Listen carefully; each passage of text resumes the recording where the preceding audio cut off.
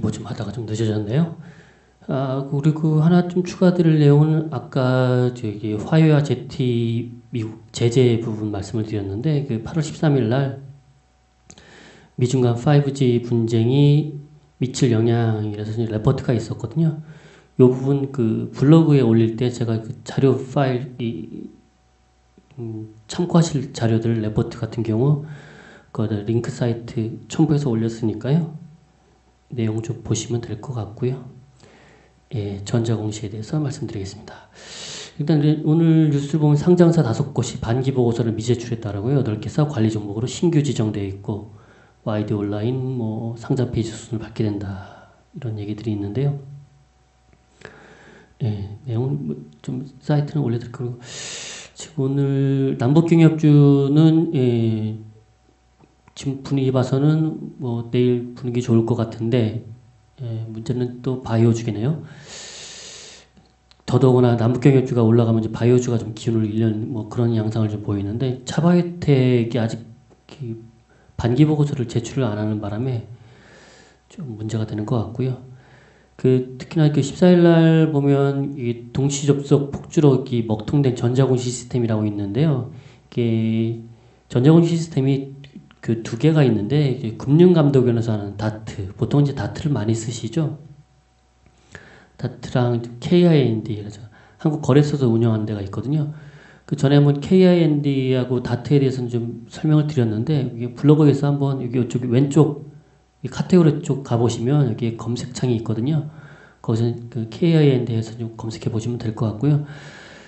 그 전자공시 제도는 한국거래소 전자공시 홈페이지, 금융감독원 전자공시 홈페이지 이렇게 말씀드렸는데 KIND 다트고요.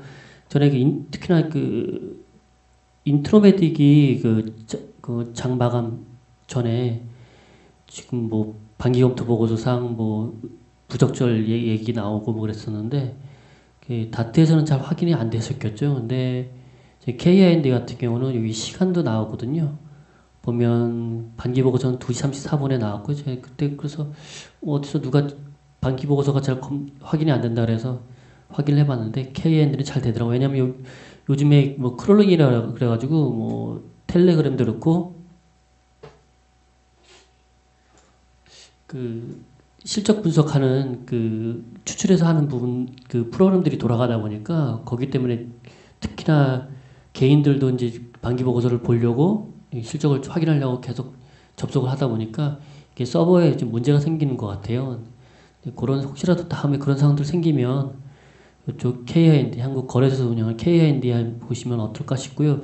여기서 차이가 있는데요. 공시에도 좀 차이가 있고요. 보면 다트보다 그 KID 쪽 한국 거래소 하는 쪽이 그 공시가 더 많이 올라와요. 보면 공정공시 및 거래소 고유 수시공시, 자율공시, 의결권 행사공시 등은 한국거래소 고유공시 사항이죠. 그래서 한국거래소 전자공시 시스템을 통하여 별도로 신고해야 하는데 결론은 다트에는 안 올라오는 것들이 한국거래소 KIND에는 올라온다는 얘기죠. 인트로메딕이 이제 반기보고서 부분이 아니라 보면 그 4시 10분에 올라온 단일계좌 거래량 상위 종목 해가지고 올라왔던 저 투자주의 때문에 그런 게 아닌가 하는 생각이 잠시 들었고요. 보면 뭐 반기보고서는 제가 2시 34분에 올라왔던 건데 예, 뭐 별다른 얘기 없었죠. 예, 없었고 4시 10분에 이렇게 단일계좌 거래량 상위 종목으로 올라왔는데 그 기타 법인 쪽에서 39만 여주가 나갔는데 보면 이게 주인가? 헷갈리다. 잠시만요. 수량 맞죠? 보면 몇만 주야? 37만 8,390 뭐야 순매수 매도 수량이 그렇고 순매수 수량으로 보시면 되겠죠. 30만 8,393주가 지금 매도가 됐고 단일 계좌에서 이건 기타 법인에서 좀 나간 거고요. 저게 조금 시장에서 좀 우려하는 부분이 아닌가 하는 생각이 좀 들었고요. 공시나 이런 부분 좀 보시면 공시는 이게 정기 공시 우리가 얘기하는 분기 보고서 1분기, 3분기 보고서 그리고 반기라고 얘기하는 2분기 그리고 사업 보고서라고 얘기하는 4분기 그리고 수시 공시, 공정 공시가 있고요. 정기 공시 같은 경우는 90일 내 반기보고서는 45일 내, 분기보고서도 45일 내 제출하게 되어 있습니다. 제출 일정을 체크해 보시면 요거는 K&D에 보시면 이게 제출 일정이 있고요.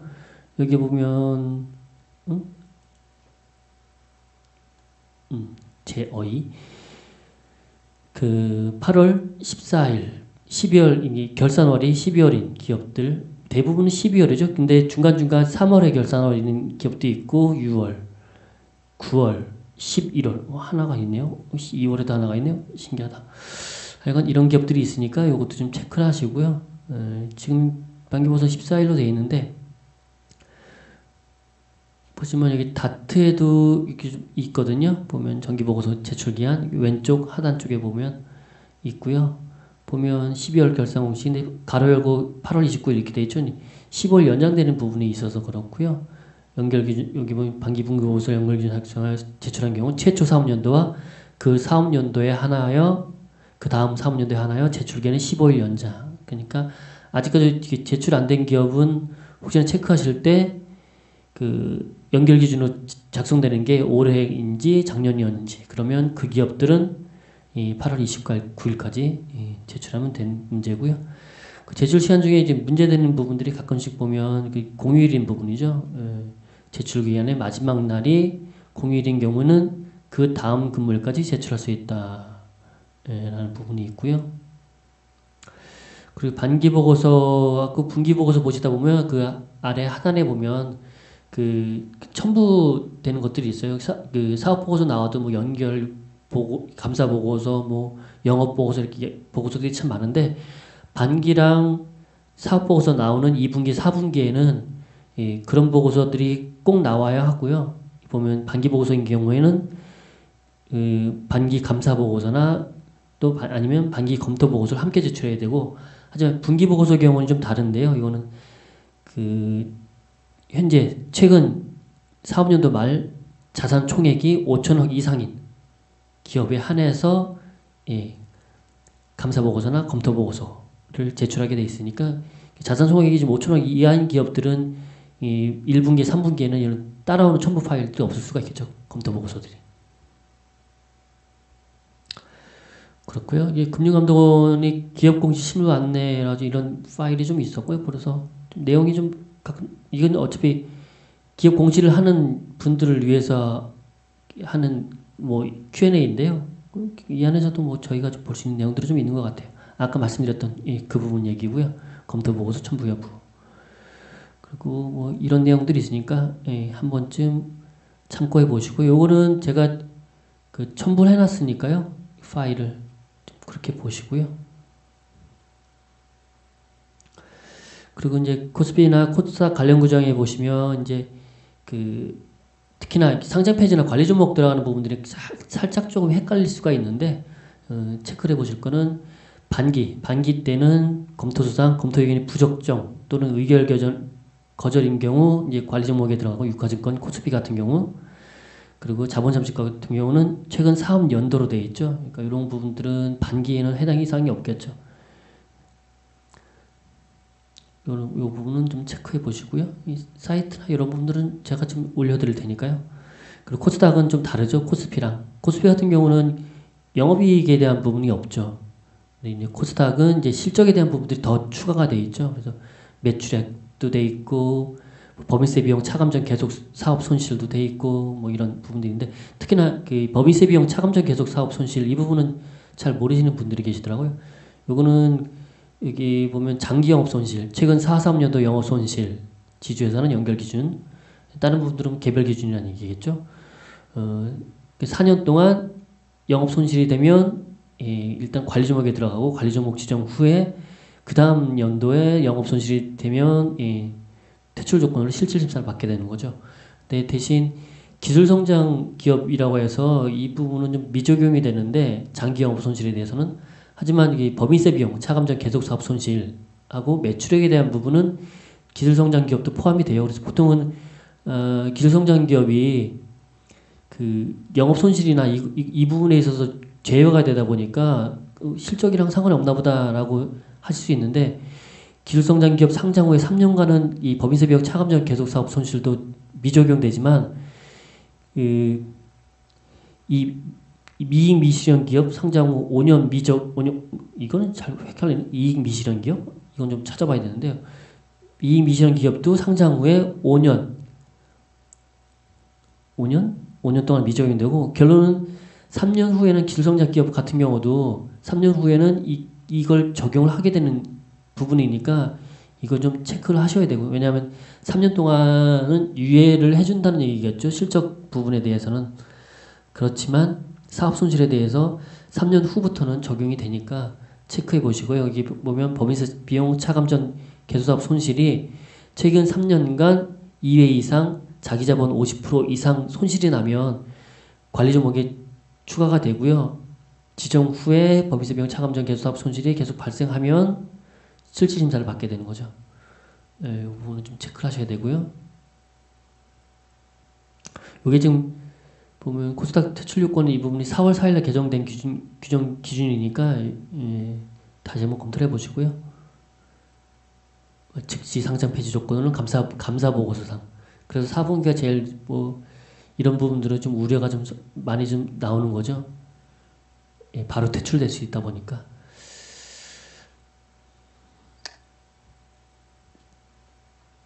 자, 그렇고요. 이런. 어디까지 됐나? 잠깐만요. 인트로메딕은 말씀을 좀 드렸고, 코스닥 됐고, YD 온라인 보면 이제 공시가 났는데, 3월 13일에 자본 잠식 돼서 관리 종목으로 편입됐었고, 이번에 또 그러다 보니까 상장 폐지 절차가 진행됨을 알려드립니다. 이런 코멘트고요. 아직 얘도 반기 보고서가 제출이 안 됐던가요? 하여간 그렇고요. KIND 같은 경우 사이트 가져 가시면 이렇게 되면 돼 있는데요. 보실 내용들이 몇 가지 있으니까 좀 보시고요. 통합 검색이나 이런 부분들. 그리고 투자 유의사항 보시면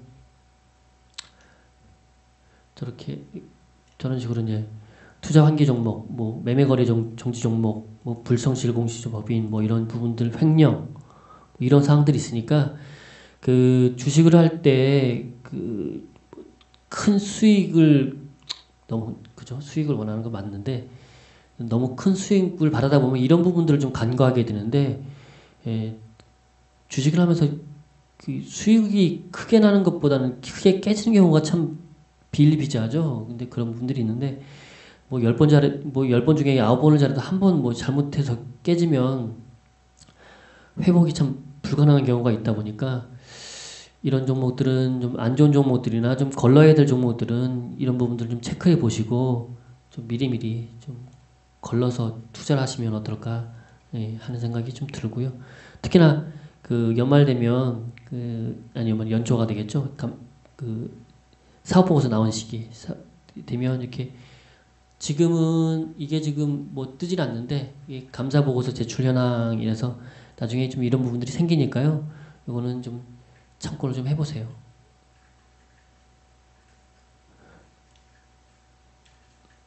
그리고 실적 분석에 대해서 보면 클로저라고 해가지고 실적 분석을 해주는 공시랑 거의 비슷하게 좀 들어오더라고요, 내용들이.